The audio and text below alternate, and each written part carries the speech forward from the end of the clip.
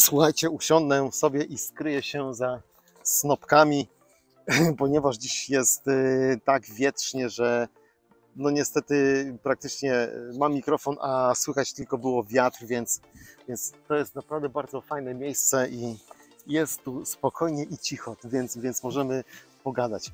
Proszę Państwa, Hummus UP dziś będzie na tapecie. To jest to produkt, który na dzisiejszej, jeżeli chodzi dzisiaj o nawozy, które są po prostu to, co się dzisiaj z nimi dzieje, czyli ta karuzela cenowa z nawozami, Hummus UP dziś jest po prostu taką petardą, powiem Wam, petardą, jeżeli chodzi o zastosowanie w uprawie konwencjonalnej czy w uprawie ekologicznej, na którą od wiosny praktycznie wszyscy przejdziemy na tą uprawę, bo już nikogo nie będzie stać na nawozy. Oczywiście żartuję, może tak nie będzie, miejmy nadzieję. Jak również Hummus UP ma swoje zastosowanie między innymi w produkcji zwierzęcej, o której za chwilę powiem. Moi kochani, ilość mikroorganizmów w humusie UP jest tak przeogromna, jaką świat jeszcze chyba nie widział. Praktycznie w humusie UP jest 2 razy więcej mikroflory bakteryjnej, wszystkich bakterii, niż w poprzednikach, które Państwu przedstawiałem, czyli w humusie Active, w humusie Active Plus, czy powiedzmy w Vigorze. Hummus UP, tak jak powiedziałem, ma 2 razy więcej mikroorganizmów. Sugeruje się trochę ulotką, oczywiście po raz kolejny, dlatego że ulotka jest na tyle dobrze skonstruowana, jest dobrze zrobiona, jest bardzo dużo rzetelnych informacji na temat produktów. Natomiast ja, czytając tutaj, spróbuję Państwu mniej więcej opowiedzieć i przybliżyć działanie właśnie między innymi hummusu UP. No więc tak, oczywiście w skład wchodzą pozytywne mikroorganizmy w ilości 18,93 razy 10 do potęgi 6 JTK, czyli jednostek tworzących kolonię, czyli tak jak Państwu mówiłem, prawie 2 razy więcej niż w pozostałych jego kolegach. Oczywiście między innymi znajdują się bakterie takie jak promieniowce, fosforowe, celuloityczne, przetrwalnikujące, Pseudomonas bacillus i moja wręcz kochana i ulubiona bakteria, która nazywa się Azotobacter, do której jeszcze wrócę. Jak również kompleks makro i mikro elementów, m.in. azot, fosfor, potas, wapń, magnez, mangan, żelazo, cynk, miedź, ale to są naprawdę bardzo takie małe ilości. Natomiast również posiada coś takiego jak próchnicę pokarmową w postaci naturalnych aminokwasów, białek czy enzymów. Moi drodzy, jak działa Hummus UP? Hummus UP akurat jest dosyć ciekawym produktem o tak zwanym szerokim spektrum działania, tak to nazwijmy. Między innymi, moi kochani, zdecydowanie przyspiesza rozkład masy organicznej w nawozach naturalnych. To się zgadza, dlatego że podwójna dawka mikroorganizmów, jaką posiada właśnie Hummus UP, jest na tyle zdolna, żeby... Ważka, siada mi na rękę. To nie jest wyreżyserowane. Niech sobie siedzi. Tak jak powiedziałem, podwójna dawka mikroorganizmów pozwala na to, żeby w bardzo, ale to bardzo szybkim tempie przerobić całą masę organiczną znajdującą się w ziemi. Między innymi ta masa organiczna to są również zwane nawozy naturalne, czyli nawóz naturalny, próchnica jest właśnie takim nawozem naturalnym. Tak? Kolejny punkt, przyspiesza rozkład materii organicznej w glebie, tworząc próchnicę. To jest to, co mówiłem. Bardzo szybko rozkłada masę organiczną i tworzy próchnicę. Ta próchnica namnaża się w bardzo, ale to bardzo szybkim tempie. Wiecie Państwo właśnie, że dzisiaj Średnia zawartość próchnicy w ziemi to jest około 2%. Także stosując właśnie humus UP przyczynimy się do tego, że ta masa organiczna wzrośnie. Oczywiście próchnica również będzie nam się powiększała. Dzięki próchnicy gleba zatrzymuje więcej składników pokarmowych w strefie korzeniowej roślin. Oczywiście. Dlaczego? Chyba ważka mnie polubiła. Dlaczego? Dlatego, że jak warstwa próchnicza bardzo mocno nam się namnoży i składniki organiczne są w tych górnych partiach, gdzie znajduje się powiedzmy korzeń, tu, załóżmy to jest warstwa próchnicza, to jest korzeń, ważka nam teraz przeszkadza, to jest korzeń, tu znajduje się, to te korzenie pozostają w tej warstwie próchniczej i nie kombinują, nie szukają, nie idą bardzo głęboko, żeby szukać składników odżywczych, pokarmowych, tylko one po prostu pięknie rozkrzewiają się, dlatego że składniki pokarmowe znajdują się w tych górnych partiach, więc roślina po prostu nie musi kombinować i szukać tych składników odżywczych bardzo, bardzo głęboko. Przywraca równowagę mikrobiologiczną gleby. Moi drodzy, jest to bardzo, bardzo ważny punkt, dlatego że jak ja już wcześniej wspominałem, że intensywna uprawa powoduje no niestety degradację gleby i te mikroorganizmy po prostu zanikają właśnie przez stosowanie m.in. pestycydów, herbicydów. One gdzieś tam zostają nie że całkiem zabite, bo ta warstwa się po prostu namnaża, tak? Ona odrasta, natomiast ta populacja mikroorganizmów zmniejsza się. Natomiast stosując humus UP przywracamy tą równowagę mikrobiologiczną gleby i to jest naprawdę bardzo istotne. Powoduje lepsze ukorzenienie roślin, to jest właśnie to, co przed chwilą mówiłem. Zawiera makro i mikroelementy w proporcji optymalnej dla zdrowia roślin. No to jest oczywista rzecz, tak?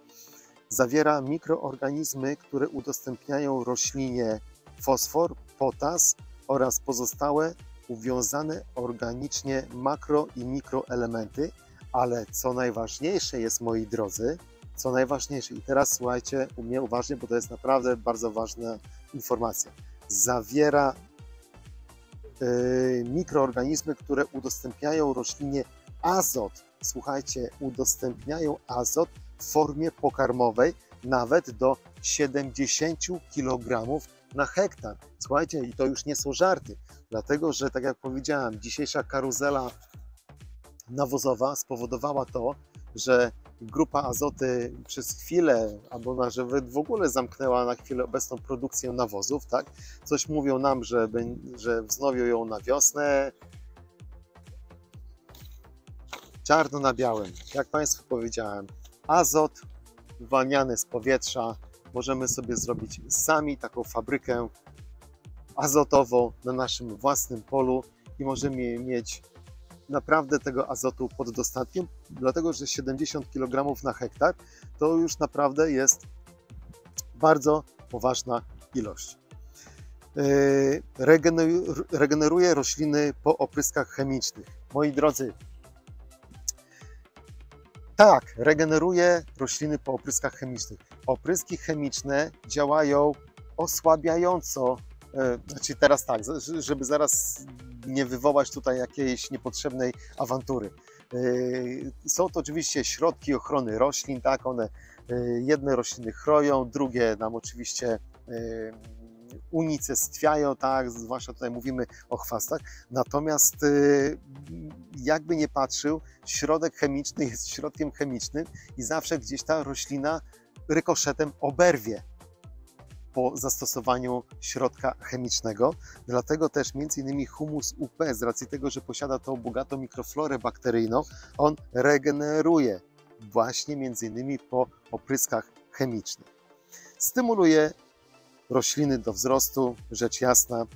Nie posiada okresu karencji. To jest, kochani, również szalenie ważna informacja, dlatego że po zastosowaniu humusu UP na przykład na truskawkach, owocach bądź lub innych warzywach, nie musimy czekać tam 14 dni czy tyle dni, ile mówi producent. Możemy na drugi dzień umyć ten owoc czy to warzywo i je po prostu bez obaw zjeść. To jest, uważam, bardzo istotny punkt. Jest przede wszystkim bezpieczny, nie stwarza zagrożenia dla zdrowia ludzi, zwierząt i środowiska naturalnego. Moi kochani, i tutaj właśnie między innymi nawiążę do produkcji zwierzęcej. Humus UP między innymi można stosować w oborach, wręcz nawet należy stosować w oborach. A jak?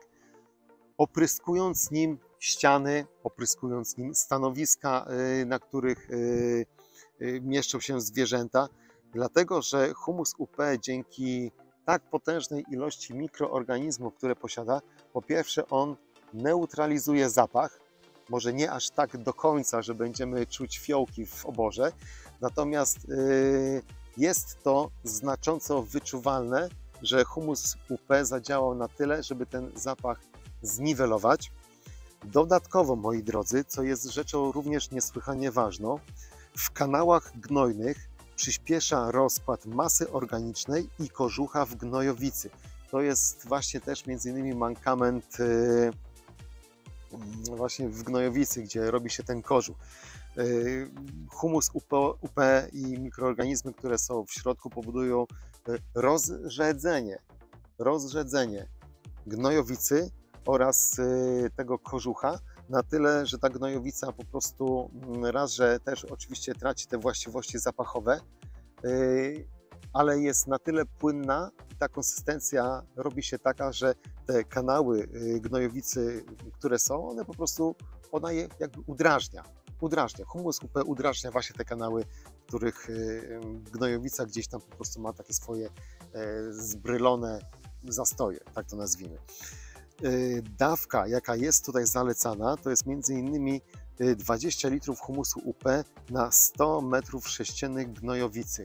No to jest taka akurat uczciwa dawka i stosuje się ją przynajmniej, a to jest też akurat jasne i klarowne, że to stosuje się 4 tygodnie przed zaplanowanym zastosowaniem, czyli jeżeli mamy w planie wylać gnojowicę na pole, no to czy powiedzmy na uprawy, czy to będą łąki, dobrze jest humus UP 4 tygodnie wcześniej wlać właśnie do zbiornika, w którym znajduje się gnojowica. Kolejnym, można powiedzieć, takim szalenie ważnym aspektem jest to, że rozkłada między innymi obornik. Kochani, może być używany do kompostowania masy organicznej na pryzmie. I tutaj około 5 litrów humusu UP rozpuszczamy w 100 litrach wody i opryskujemy do 10 metrów sześciennych obornika. Można również wykonać oprysk obornika rozrzuconego na pole przed przemieszaniem z glebą w dawce 20 litrów humusu UP, mieszając go w 400 litrach wody. Moi drodzy, to jest to, że bardzo często na glebach słabych, gleby słabe mają bardzo mało tych mikroorganizmów i jeżeli rozrzucimy tam obornik, to ta masa organiczna tak bardzo szybko nie powstanie i ten obornik też nie zostanie tak szybko przerobiony. Oczywiście sytuacja ma się całkowicie inaczej na ziemiach o klasie pierwszej, drugiej czy powiedzmy trzeciej, gdzie ta próchnica już jest na tyle zaawansowana, gdzie jest na tyle dużo mikroorganizmów, że ten obornik przerobią. Tu właśnie humus UP działa bardzo pomocniczo na to, żeby ten obornik na ziemiach o bardzo słabej klasie, żeby pomógł jak najszybciej przerobić. Dzięki temu między innymi powstaje ta próchnica, no i szalenie wielka ilość mikroorganizmów właśnie między innymi dzięki humusu UP. Również, moi drodzy, humus UP możemy stosować doglebowo na ziemiach, na glebach zdegradowanych w celu oczywiście przywrócenia równowagi mikrobiologicznej, przyspieszeniu rozpadu materii organicznej gleby. To już oczywiście też już wspominałem, ale tak jeszcze tutaj doczytuję to, co jest w ulotce. Po zbiorach wykonywać oprysk gleby i resztek pożniwnych 5% stężeniem humusu UP.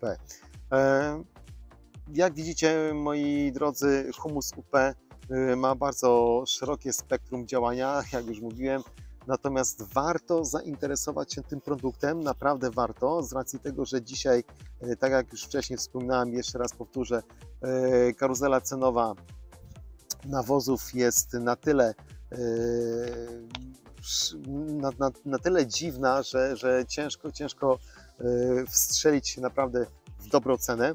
Natomiast, moi drodzy, tak jak powiedziałem, humus UP pomoże nam w zbudowaniu tak zwanej własnej fabryki azotu na polu, czy powiedzmy na innych uprawach, na którym będziemy stosowali humus UP. Ta potężna dawka mikroorganizmów, ona działa, tak jak między innymi właśnie powiedziałem, moja ulubiona bakteria Azotobacter. Ona przekształca go właśnie między innymi w taką postać nawozu, żeby roślina mogła sobie go właśnie pobrać w sposób naturalny i wykorzystać go w pełni optymalnie na tyle, ile go akurat potrzebuje. Co widać właśnie na niektórych uprawach, między innymi na kukurydzy, to piękne zielone wybarwienie dzięki właśnie bakterii Azotobacter. A zatem, kochani, mam nadzieję, że dowiedzieliście się więcej o tym oto produkcie, o humusie UP. Jak również zapraszam do subskrypcji mojego kanału. Mam jeszcze kilka fajnych projektów. Naprawdę jest jeszcze jedna petarda, którą Państwu chciałem pokazać i też między innymi omówić. Zachęcam jeszcze raz właśnie do subskrybowania kanału. Jeśli Ci się podobał materiał, zostaw proszę łapkę w górę. Jest to też dla mnie taka motywacja do tego, żeby te materiały dla Państwa tworzyć. Także tyle, jeżeli chodzi o humus UP dzisiaj. Moi drodzy, na zakończenie jeszcze chciałbym tutaj tak zwane ogłoszenia parafialne przekazać.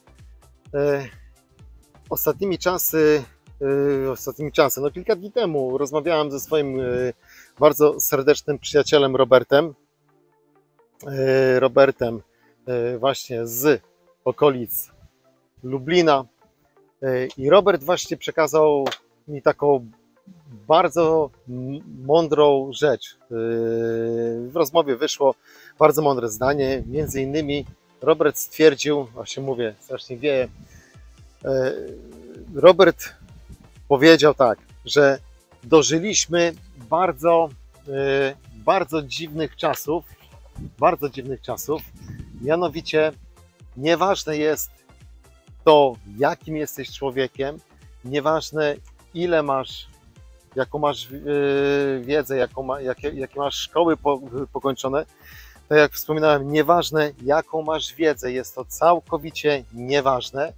Najważniejsze na chwilę obecną jest to, aby mieć jak najwięcej subskrybentów i wtedy można głosić herezję. Ja już tak powiem Państwu szczerze, że to nawet już nie można nazwać głupotami ani jakimiś bzdurami, tylko to są po prostu herezje na poziomie jeszcze za czasów Kopernika.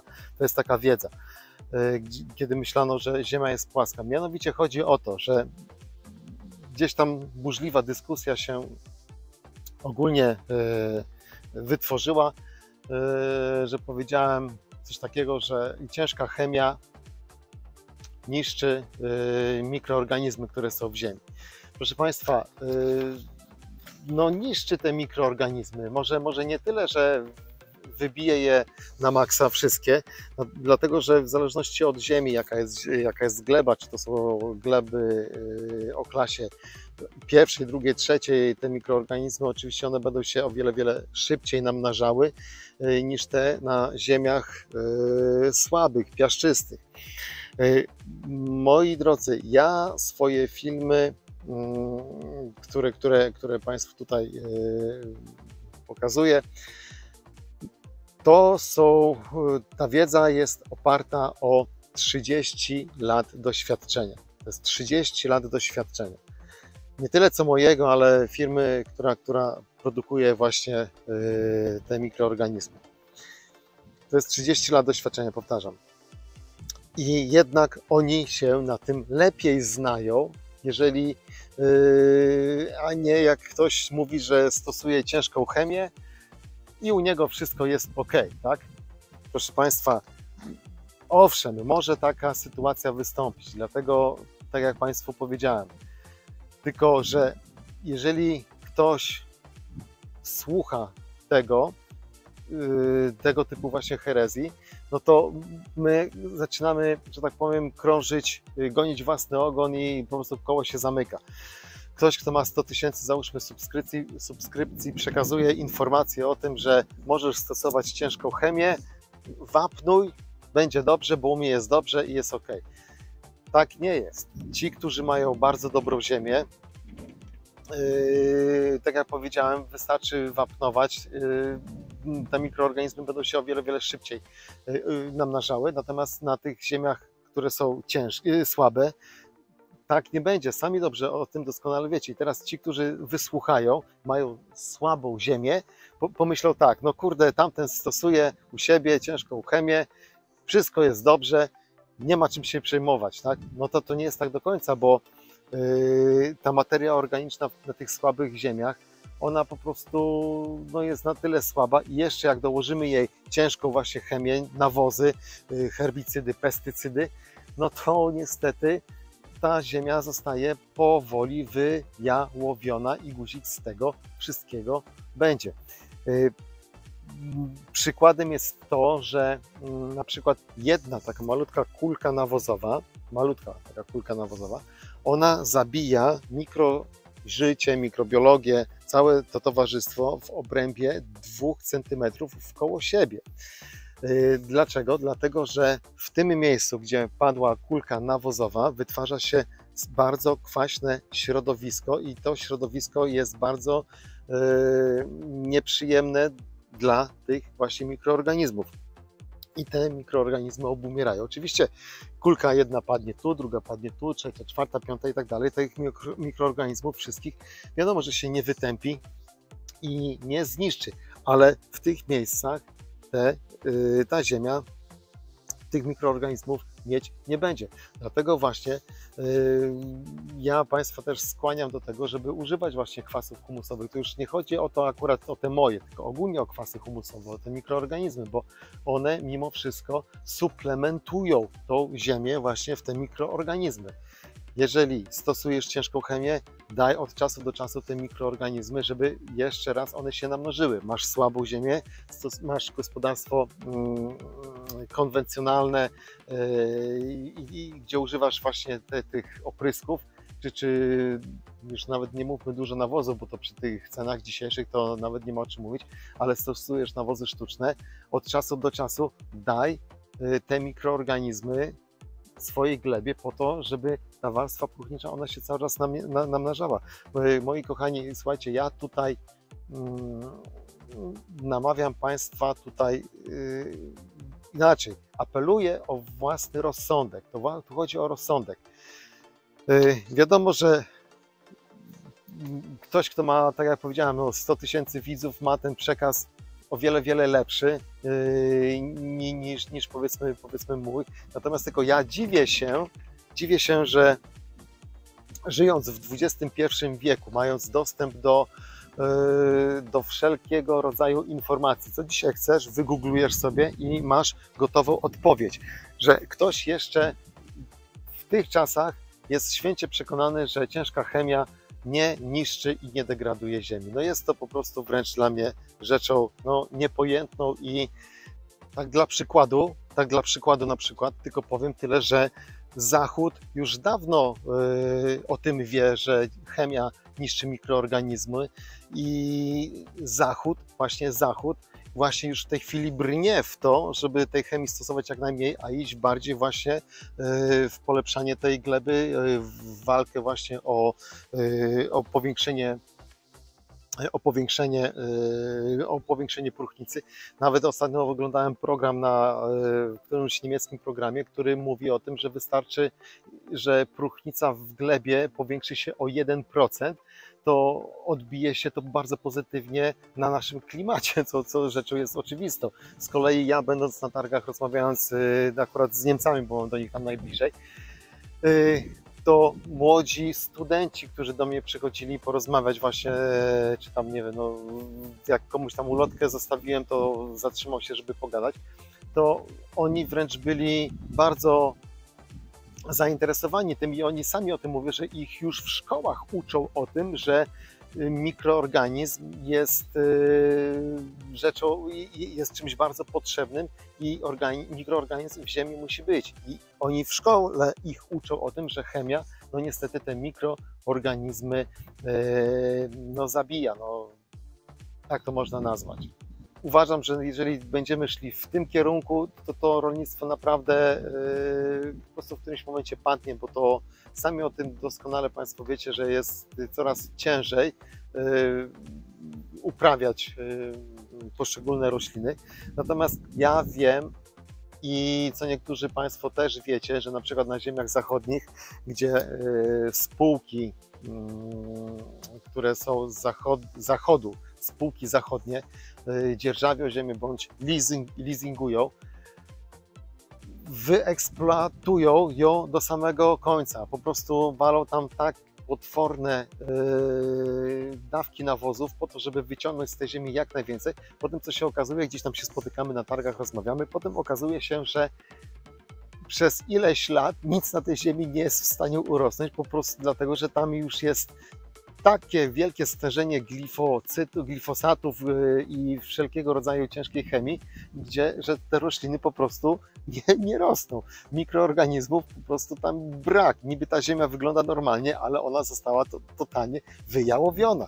I to nie są moje rzeczy, które ja sobie wymyśliłem, tylko po prostu tak jest i większość z Państwa też mi o tym mówiła i podzielała moje zdanie.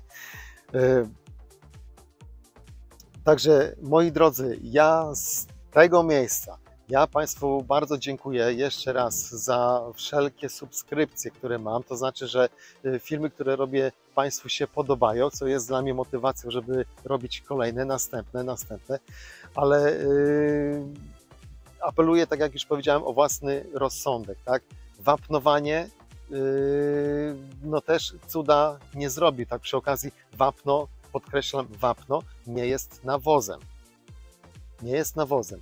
Nawozy wapniowe tak, ale wapno nawozem nie jest. Zresztą wapno ma nawet całkowicie inne PKWiU, więc tylko i wyłącznie o Państwa rozsądek tutaj chodzi. Moi drodzy,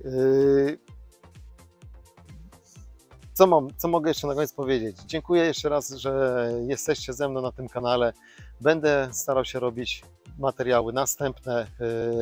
No i oczywiście jakieś newsy będę Wam podrzucał. Także dzięki za uwagę, pozdrawiam serdecznie. Jeszcze raz bardzo dziękuję. No i do zobaczenia następnym razem. Trzymajcie się, cześć.